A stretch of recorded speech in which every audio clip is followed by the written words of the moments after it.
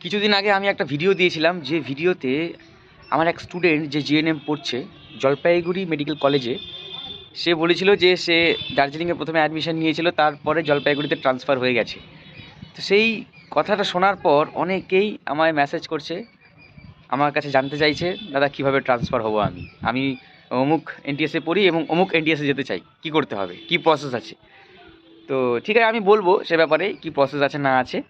তার আগে একটা গুড নিউজ দেবো আমি তোমাদের, অনেক বড় গুড নিউজ। যে এত বড় গুড নিউজ আমি এর আগে আমার চ্যানেলে দিইনি তোমাদের জন্য। আর গুড নিউজ দেওয়ার আগে তোমরা যারা এবছর নার্সিংয়ে অ্যাডমিশন নিয়েছো, গভর্নমেন্ট কলেজ হোক বা প্রাইভেট কলেজ হোক, তোমাদেরকে অনেক অনেক শুভেচ্ছা জানাই। তোমরা তোমাদের কেরিয়ার গড়ার পথে এক স্টেপ এগিয়ে গেলে। আর যারা নার্সিং পড়তে চাইছো এবং চেষ্টা চালিয়ে যাচ্ছ, প্রিপারেশন শুরু করে দিয়েছো, তো তোমরা প্রিপারেশন নাও ভালো করে। আগামী বছর আবার পরীক্ষা দিয়ে ভালো র্যাঙ্ক করে তোমরাও এনটিএসে চান্স পেয়ে যাবে। আর কোচিং নিতে চাইলে আমার কাছে স্ক্রিনে দেওয়া হোয়াটসঅ্যাপ নাম্বারে মেসেজ করো। কোচিং আমি অলরেডি শুরু করে দিয়েছি। এই যে নভেম্বর মাসের 1 তারিখ থেকে নতুন ব্যাচ চালু করেছি। দেরি না করে আমাকে স্ক্রিনে দেওয়া হোয়াটসঅ্যাপে মেসেজ করো। এবার গুড নিউজটা বলি। আমি অনেক দিন থেকেই চাইছিলাম যে নার্সিংয়ের একটা কোচিং শুরু করতে, মানে যারা অলরেডি নার্সিংয়ের চান্স পেয়ে গেছে, ফার্স্ট ইয়ারে পড়ছে, তাদের জন্য টিউশনের মতো একটা চালু করতে। কারণ অনেকেরই সমস্যা হয় বেঙ্গলি মিডিয়াম থেকে যখনই জিএনএম অ্যাডমিশন নেয়, ফার্স্ট ইয়ারে অ্যানাটমি ফিজিওলজি সমস্ত কিছু ইংলিশে লেখা, বুঝতে অসুবিধা হয়। হ্যাঁ, তারা টেনশনে পড়ে যায় যে পারবো কি না, পরীক্ষায় কি হবে না হবে, পাস করতে পারবো কি না, বা ভালো নম্বর তুলতে পারবো কি না, কিছু যদি বুঝতে না পারি। তো তাদের কথা ভেবে আমি কিন্তু এবছর থেকে কোচিং শুরু করছি নার্সিংয়ের। যারা তোমরা নার্সিংয়ে অ্যাডমিশন নিয়েছো, গভর্নমেন্ট এনটিএস হোক বা প্রাইভেট এনটিএস হোক, আমার কাছে টিউশন নিতে পারবে।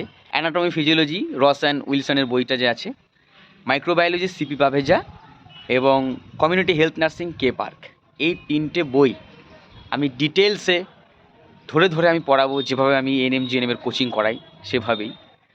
তোমাদের কোনো সমস্যা হবে না, ভয়ের কোনো কারণ নেই। সাবজেক্টগুলো খুব ইজি করে দেব। কিভাবে ইংরেজি বইগুলো পড়তে হয়, কিভাবে পড়লে বেশি নম্বর তোলা যায়, কিভাবে পড়লে মনে রাখা যায়, সমস্ত টিপসও শেয়ার করব। যারা আমার কাছে টিউশন নিতে চাও, বিশেষ অফার দিচ্ছি আমি।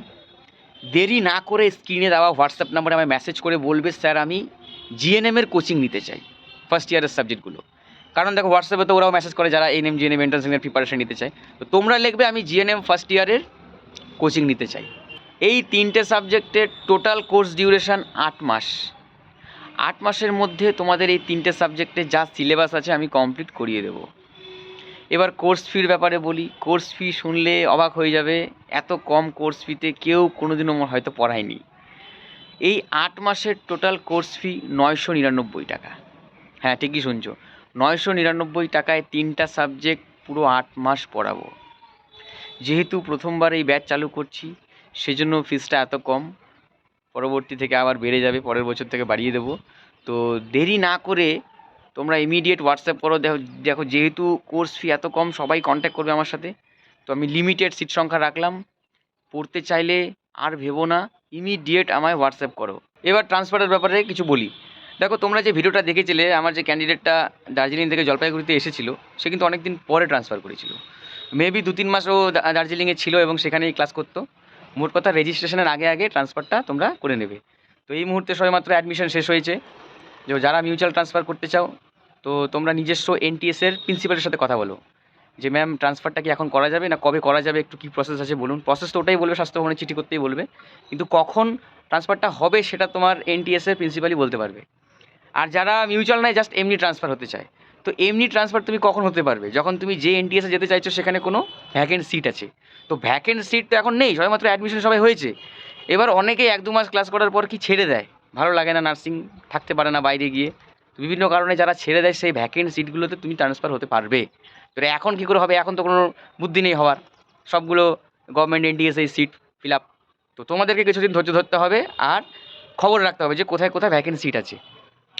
তারপর নিজস্ব এনটিএসের প্রিন্সিপালের সাথে কথা বলবে, কথা বলে স্বাস্থ্য ভবনের চিঠি করে কী প্রসেস আছে স্বাস্থ্য ভবন থেকে বলে দেবে, বা নিজস্ব এনটিএসের প্রিন্সিপাল বলে দেবে, সেই প্রসেসিং করলেই কিন্তু হয়ে যাওয়ার চান্স থাকে। তো তোমরা ধৈর্য ধরো এবং নিজস্ব এনটিএসের প্রিন্সিপালের সাথে কথা বলো, এটাই বলবো। আর যারা চ্যানেলে নতুন রয়েছে, সাবস্ক্রাইব করে নিও আমার এই চ্যানেলে নার্সিং রিলেটেড সব রকম আপডেট সবার আগে পাওয়ার জন্য। Thank you so much.